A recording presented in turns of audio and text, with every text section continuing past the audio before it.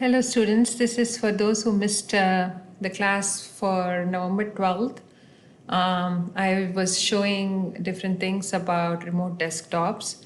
So the basic information can be accessed from Schoology. Go to your computer science class and scroll way to the bottom.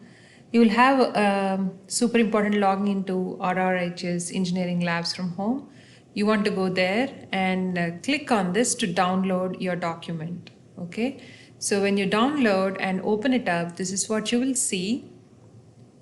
You will have different instructions, step-by-step instructions how you would want to access the remote desktop. And these remote desktops are from anywhere in the district, not just Round Rock High School. They're from all other schools, high schools and middle schools in the district. So you want to click here,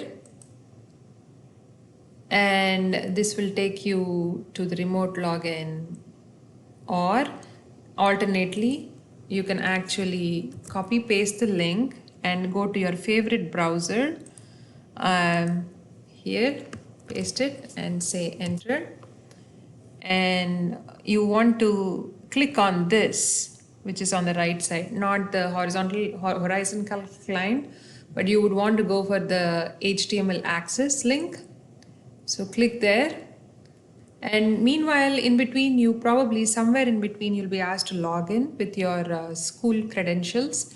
It's the same login as you log into your computer, okay, or the Google Gmail account. It's the same thing, same student S and student number, ID number, and the password is the password you use to log into your computer.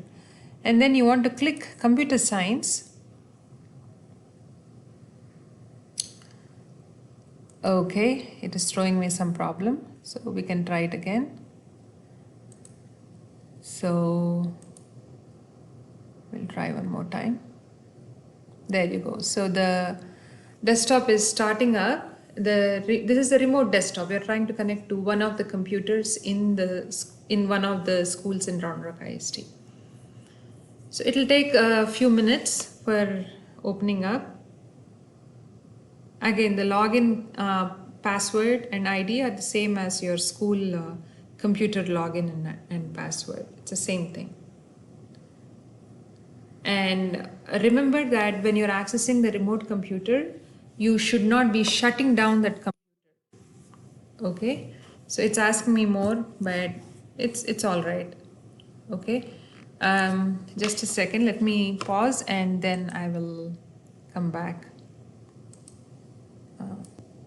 Okay, I'm here. So whenever you go to the remote desktop, please never ever click this. Don't shut down the power.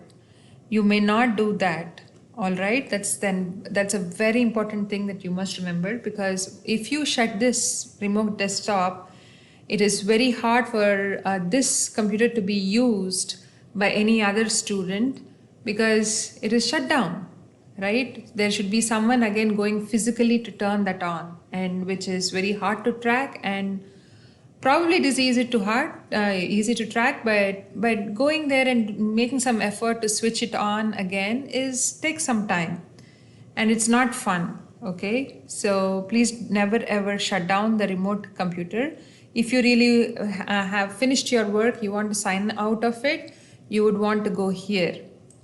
Okay, there you will see sign out. This is where you are signing out. All right, so remember that, and once you are here, you can access anything that is here. Especially we're using this for Greenfoot in the next semester, or right now we are using this for BlueJ, an alternative to Replit, which the school is actually offering. You would certify that, yeah, you just agree to take part, it's okay, we're all good. And then you would open a new project, or if your teacher has given you a zip or jar file regarding the project, you could open that. Okay, so you would download that from Schoology and download it into, so if you go to the Schoology, when you download the project here, which is in the fourth unit, right?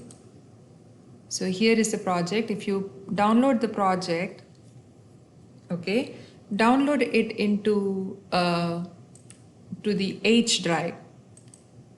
So this is my H drive.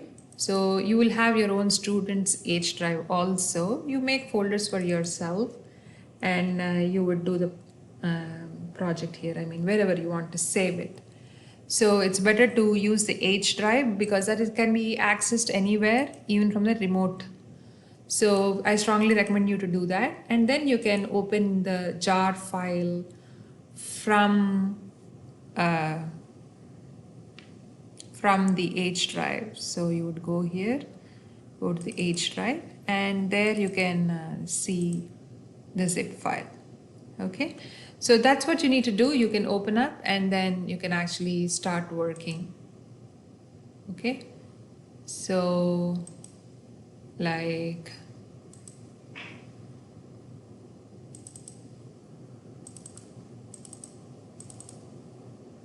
okay, for now I didn't save anything. So normally you would save something and you would do something. Okay, sounds good. So that's how this works. So you could definitely use this environment to work on your Java projects. That's the reason why we are giving this. And next semester we'll be using Greenfoot big time anyways. So it's a precursor for that. So I hope this video will be helpful to you. Okay, thank you, and I'll see you next time.